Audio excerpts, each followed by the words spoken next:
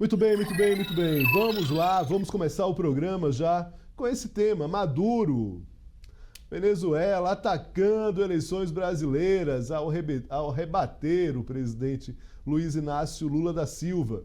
Eu vou conversar agora com Alexandre Bandeira, que é professor de Relações Internacionais, para colocar um pouco, Alexandre, aqui essa bola no chão e explicar o que é que de fato está acontecendo nessa relação entre Maduro e Lula. Muito obrigado aqui pela presença aqui com a gente no Poder Expresso. Satisfação, Yumi, estar com vocês no SBT para tratar de um assunto que mexe com as Américas, né? E mexe muito com o governo Lula, né? Assim, como é que a gente tenta explicar para o povo que está assistindo, né, para a nossa audiência, essa relação governo Lula, governo Maduro, Brasil e Venezuela, né? Vamos imaginar que o Maduro, né, o governo Nicolás Maduro, é mais ou menos aquele parente que chega na reunião social da família, né? Assim, e todo mundo fica preocupado em saber qual é o momento em que ele pode criar uma situação de constrangimento, né? Então, assim, você não pode afastá-lo porque ele é mais ou menos um parente, ele é da família, mas você também fica em estado de tensão permanente por conta de qualquer ação que ele possa vir a tomar nesse ambiente da família. Aí nós estamos falando da América do Sul propriamente dita, né? Pois é, Alexandre, a questão é a seguinte: vamos tentar fazer uma retrospectiva aqui, uma retrospectiva histórica, né? Tentando contar aqui que momento o Lula se aproxima de governos venezuelanos e qual o tamanho dessa encrenca. Você falou muito bem agora, comparando com aquele parente próximo.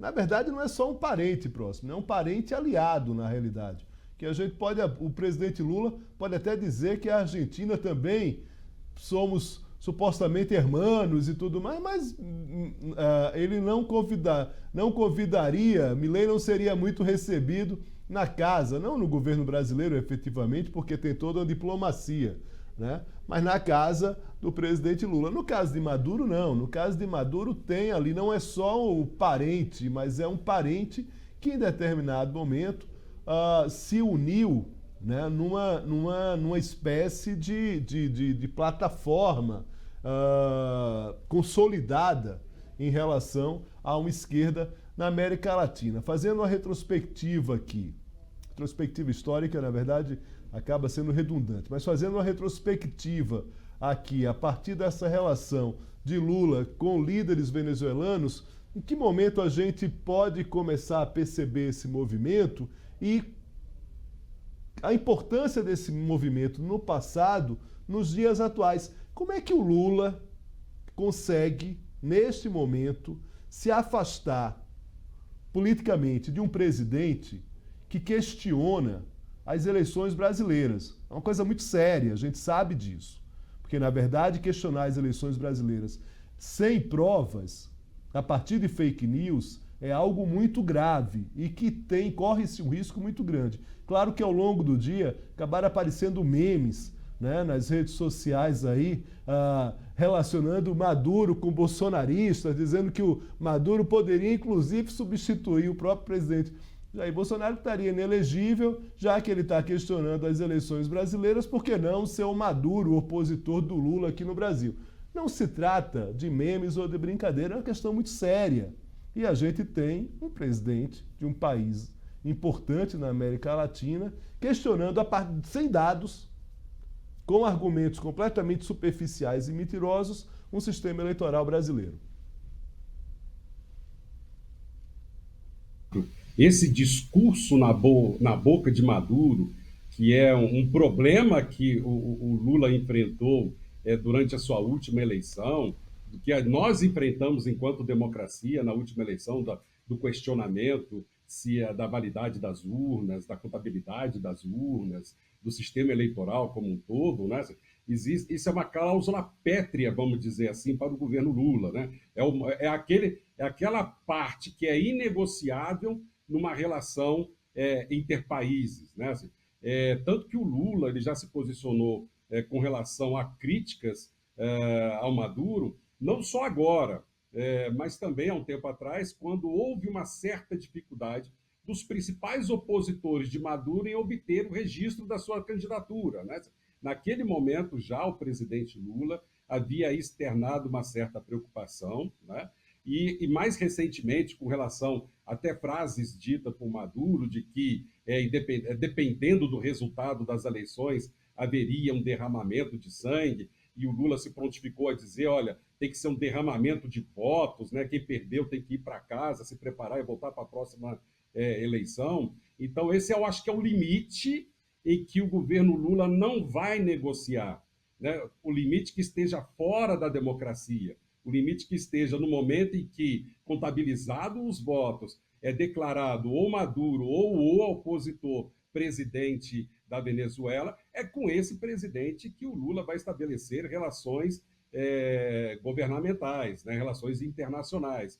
Então, acho que essa é o ponto que não vai haver fratura dentro dos princípios que o governo Lula elegeu para essa gestão, principalmente diante do que foi o histórico de questionamentos, de fake news, de controvérsias com relação à democracia e às instituições brasileiras, né?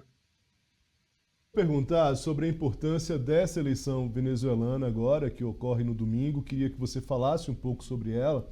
Mas antes, acho importante aqui, a gente tem uma reportagem aqui do Carlos Catelan, que é aqui do SBT News. O Tribunal Superior Eleitoral disse ao SBT News que o boletim de urna, que chama BU, né, é um relatório totalmente auditável e indicou uma série de publicações aos leitores sobre informações de fiscalização e segurança nas eleições brasileiras. A manifestação do TSE veio após as falas do presidente da Venezuela, Nicolás Maduro, que afirmou, sem provas, que no Brasil nenhum único boletim de urna é auditado. Vem uma pergunta, Alexandre, a gente já falou sobre essa questão aqui, eu fiz questão de ler aqui a nota do TSE para esclarecer claramente aqui o que está em jogo, né? Essa declaração irresponsável de um presidente, que não, como você disse, é um presidente que de fato é uma surpresa, né, ali a todo momento em relação às declarações. Mas vamos lá, falando dessas eleições da Venezuela, queria que você detalhasse para a gente como é que funciona um pouco essa votação, do que se trata e o que isso pode interferir a partir de agora nessa relação diplomática com Brasil e Venezuela. Com relação ao ponto de vista da eleição, a importância da eleição da Venezuela, primeiramente, é para a gente poder ter um atestado da credibilidade democrática da própria Venezuela, né? Vamos imaginar que ao final do pleito eleitoral nós encontremos como resultado das urnas 99% dos votos direcionados ao presidente da situação, né? Então, essas informações que possam ter como pano de fundo algum tipo de manipulação, algum tipo de trabalho, a dificultação ela já está pronta, já está pacificada no discurso do Maduro. De fato, ele está criando caso para que não tenha um eleitor, um competidor de oposição muito forte, para que ele possa manter no poder. Então, a eleição da Venezuela, ela traz para as Américas o resultado dela, se a gente vai ter aí uma plena democracia efetiva, principalmente numa possibilidade de alternância do poder, ou então que aí sim, né, os relatórios das urnas venezuelanas indiquem o Maduro vitorioso, mas com os observadores internacionais atestando a lisura desse processo democrático, né? Não quer dizer que só haverá democracia na Venezuela se Maduro for substituído. Logicamente, o Maduro ele é fruto de uma sequência vamos dizer assim, de eleições que vem desde o Chávez, né? Então, é um processo que não se mostrou até hoje muito claro, e por isso que essa eleição de domingo tem muita coisa a revelar, a demonstrar e a dizer sobre a Venezuela, as democracias nas Américas e principalmente sobre as relações entre os países da América do Sul.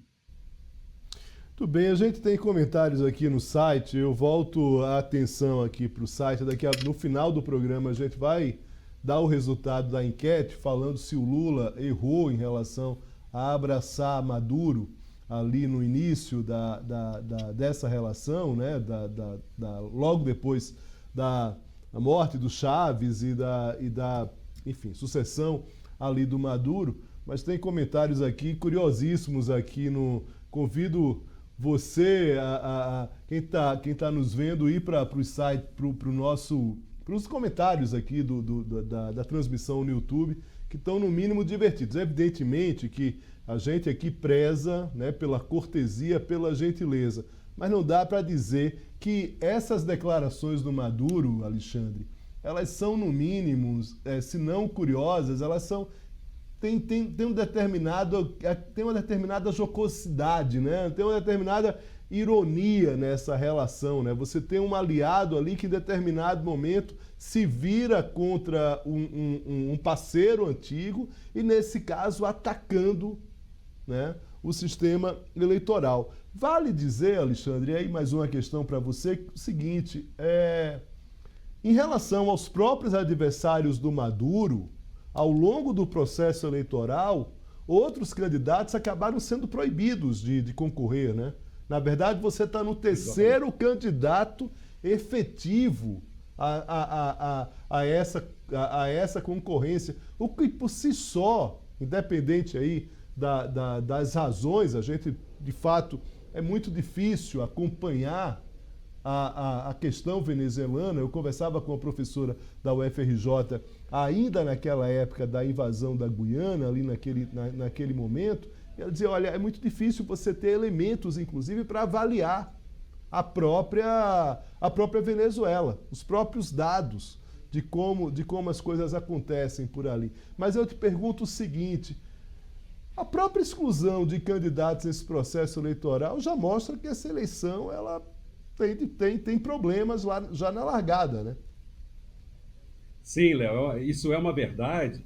É mais ou menos, como é que vamos trazer uma outra analogia, né? Que a gente tenha uma luta de boxe, onde de um lado nós temos o Maduro, que iria enfrentar um peso pesado, e aí ele deu um jeito desse peso pesado não poder competir, trouxeram uma pessoa mais leve, então ele está quase que lutando com peso-pena, né? Então, assim, ele conseguiu ir trocando, ir barrando candidatos que poderiam ser mais fortes no enfrentamento direto, e, logicamente, também um trabalho de tentativa de manipulação do jogo eleitoral fora das quatro regras, das quatro linhas, né? Então, é uma preocupação. E com relação aos memes que estão surgindo, né, a gente achava que o Brasil era o país da piada pronta, né? Mas não, né? A gente tem aí essa relação da Venezuela com o Brasil, e principalmente do discurso que está na boca de um presidente de esquerda, né, Venezuela, grande aliado do Brasil, quer dizer, não grande aliado do Brasil, mas grande aliado de Lula enquanto presidente da República, repercutindo dessa maneira, e, logicamente, a nossa criatividade é uma das coisas mais valorosas que nós temos e estão aí estampadas nas redes sociais, sem dúvida nenhuma. Vou ler outra reportagem aqui do SBT News, o Maduro falando quem se assustou que tome o chá de camomila, disse Maduro após Lula comentar banho de sangue. Maduro também perguntou ao público, vocês querem que chegue ao poder um Milei, que chegue um Bolsonaro? Ou seja, vem com um discurso, na realidade, completamente diverso, né, das dificuldades de eleição e do próprio processo democrático. O que ele diz aqui é o seguinte, o presidente da Venezuela, Nicolás Maduro, disse em comício nessa terça-feira, isso aí foi antes dele subir o tom em relação ao sistema eleitoral brasileiro. O que ele disse, quem se assustou que tome um chá de camomila. A frase é uma resposta a comentários recentes sobre sua declaração de um possível banho de sangue caso ele perca as eleições. Apesar de não ter citado o presidente brasileiro, não ter citado Lula, a fala do venezuelano ocorre apenas um dia depois que Lula, presidente brasileiro, ter ficado assustado com a declaração de Maduro. Segundo o brasileiro, quem perde as eleições toma um banho de voto. né? Lula, inclusive, foi lá e disse, olha, toma um banho de voto. A questão aqui, Alexandre, é a seguinte, independentemente do resultado da eleição, e aí tentando fazer, aí a gente fez uma retrospectiva aqui nessa relação histórica, Venezuela e Brasil, mas do ponto, fazendo aqui uma expectativa, né, em relação a Maduro. Como é que você avalia que pode se dar, se há chance ainda para essa retomada de tranquilidade entre Lula e Maduro, caso ele seja eleito ou seja derrotado, e qual é o risco de Maduro, que já é isolado em relação a determinados países, principal deles efetivamente os Estados Unidos. Diga-se de passagem que os Estados Unidos tiveram uma importância, a diplomacia norte-americana teve uma importância muito grande na eleição brasileira, precisa-se dizer isso. A gente sabe que em 2022, durante o processo eleitoral, a Embaixada dos Estados Unidos aqui em Brasília já tinha preparado uma nota, tanto no primeiro turno quanto no segundo turno, justamente para quê? Para legitimar o processo eleitoral brasileiro, para legitimar as urnas. Além disso, a gente também sabe, a partir de apurações, isso também é tema de estudos acadêmicos, a diplomacia norte-americana fez chegar aos militares brasileiros que qualquer ação contra as eleições brasileiras, contra as eleições ilegítimas brasileiras, não teria apoio e seriam rechaçadas pelos Estados Unidos. Tanto é que, de uma certa forma, é essa preocupação do governo do presidente Lula com uma eventual eleição de Trump, porque eles acham que Trump pode começar a atacar a partir de um movimento externo a própria democracia brasileira. É curioso porque agora quem está atacando é o Maduro. Então eu estou fazendo todas essas relações aqui para voltar à pergunta inicial. Em que momento e qual a expectativa da tua parte de Maduro se isolar cada vez mais em relação aos principais players? No caso aqui da América Latina, do Brasil, muito claramente, e também dos Estados Unidos e da própria Europa. Eu acho que tudo isso vai partir de domingo. O resultado da urna vai ser muito revelador sobre essa questão do que o povo, de fato, da Venezuela quer como o principal representante da nação, né? Se houver realmente esse sinal de que essa eleição ela não não foi tão limpa, tão transparente, ela não foi, de fato, ganha no voto, aí sim há um complicador maior, logicamente, das relações com os Estados Unidos, que essa não tendem a arrefecer com Maduro ganhando em qualquer situação, mas numa relação Brasil, tendem a tornar essa relação mais distante ou mais próxima, caso o resultado das urnas de domingo traga na voz das pessoas que estão analisando, acompanhando de dentro da Venezuela o processo eleitoral brasileiro, o processo eleitoral venezuelano, né? Se há uma lisura que diga, olha, correu tudo bem, então a diplomacia brasileira entende que vale a pena retomar as relações diplomáticas com a Venezuela. Sempre com a ressalva, será sempre aquele parente que a qualquer momento pode trazer um entrevero na reunião familiar. Última questão aqui, até para liberar para os seus demais afazeres aí também, agradecendo aqui, a gente vai continuar com esse assunto aqui ao longo do programa ainda, a gente vai até 6h30, o programa começa às 5, vai até 6h30, mas eu te pergunto o seguinte, na ausência de Maduro como um aliado de um governo supostamente de esquerda, né?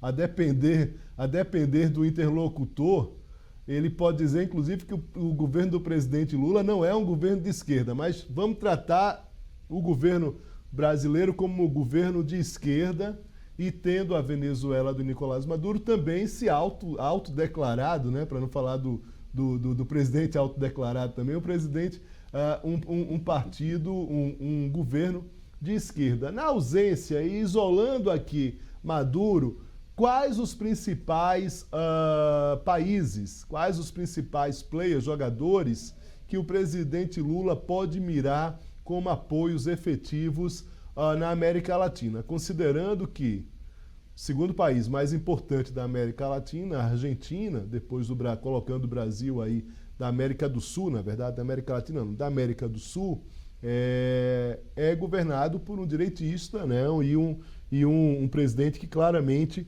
tem ressalvas e tem um distanciamento em relação ao Brasil, está muito mais próximo, inclusive, do ex-presidente Jair Bolsonaro, estou falando do Javier Milei.